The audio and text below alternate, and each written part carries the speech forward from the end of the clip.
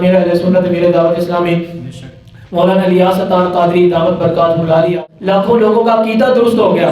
لاکھوں لوگوں کو ختم نبوت کا پتہ چلا، صحت و عافیت عطا فرمائے، پوری دنیا کے اندر دین کا ڈنکا بجائے۔ علماء کرام پوری دنیا کے اندر جہاں بھی دین کا نام علماء کرام ہی بیگ کے اندر نظر آئیں گے۔ ہاں آپ عام عوام الناس کا تعاون ہوتا ہے، تعاون وہ کرتے ہیں، اللہ کے رسول کا فرمان ہے کہ ایک زمانہ ایسا آئے گا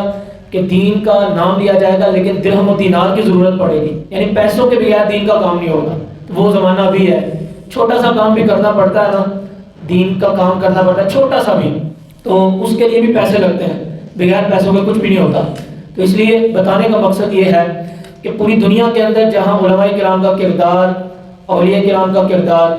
ہے الحمدللہ، اور آج کے دور کے اندر بھی وہ علماء موجود ہیں جو ختم نبوت کی بات کرتے ہیں، جو صحابہ اہل بیت کی عزت کی بات کرتے ہیں، جو اصلاح کی بات کرتے ہیں۔ بڑے بڑے علماء کرام کا نام ہے، لیکن ان میں بالخصوص نام جیسے کہ بھی ذکر کیا جا رہا تھا، میرا اہل سنت میرے دعوت اسلامی مولانا الیاس عطار قادری دعوت برکات ملالیہ، اللہ پاک صحت و عافیت عطا فرمائے، پوری دنیا کے اندر دین کا ڈنکا بجایا۔ آج ہم اپنے بچے کو کہنا نماز پڑھے، وہ نماز کے لیے آتا نہیں ہے، ہماری بات نہیں مانتا، لیکن لاکھوں لوگوں کو چہرے پر داڑھی سجا دی، لاکھوں لوگوں کو نمازی بنا دیا، لاکھوں لوگوں کا عقیدہ درست ہو گیا،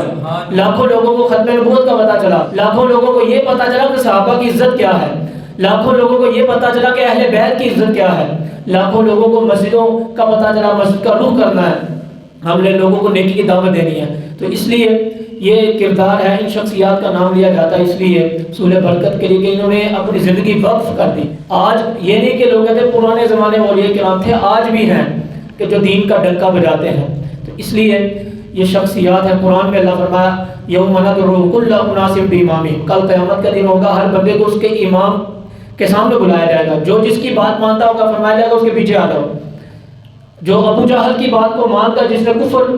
میں رہا ہوگا، جو مرتد ہوا ہوگا، ابو لہب کی بات مان کر یا منافق کی مان کر منافقت کی ہوگی، وہ اس کے پیچھے جائے گا جہنم کی طرف۔ لیکن جس نے غوث پاک کی بات کو سن کر اسلام قبول کیا ہوگا، وہ ان کے پیچھے جنت میں جائے گا۔ جو کسی ولی، صحابی یا اہل بیت میں سے یا کسی نبی کی بات کو سن کر اسلام قبول کیا ہوگا، وہ ان کے پیچھے جنت میں جائے گا انشاءاللہ۔ یہ بات ہے حقیقت میں، آپ باہر کھڑے ہو نماز کے لیے آ رہے ہو، راستے میں کسی شخص کو دعوت دیتے ہیں، وہ بھی آپ کے ساتھ نماز پڑھنے آ جاتا ہے، سمجھ لیں آپ امام ہیں، آپ کی وجہ سے وہ مسجد کے اندر آیا، تو آپ کے ساتھ ساتھ وہ جنت میں انشاءاللہ جائے گا۔ جو جس کے پیچھے چلا ہوگا، وہ اچھا ہے برا ہے جیسا بھی ہے، وہ اسی کے ساتھ بلایا جائے گا، وہ اسی کے ساتھ اس کا مقام ہوگا، قرآن کا فیصلہ ہے۔ تو جیسا بندہ ہوگا کافر ہوگا، کافروں جیسا امام ہوگا، ایمان والا ہوگا تو ایمان والا امام ہوگا۔ تو اس لیے الحمدللہ آج اسلام کا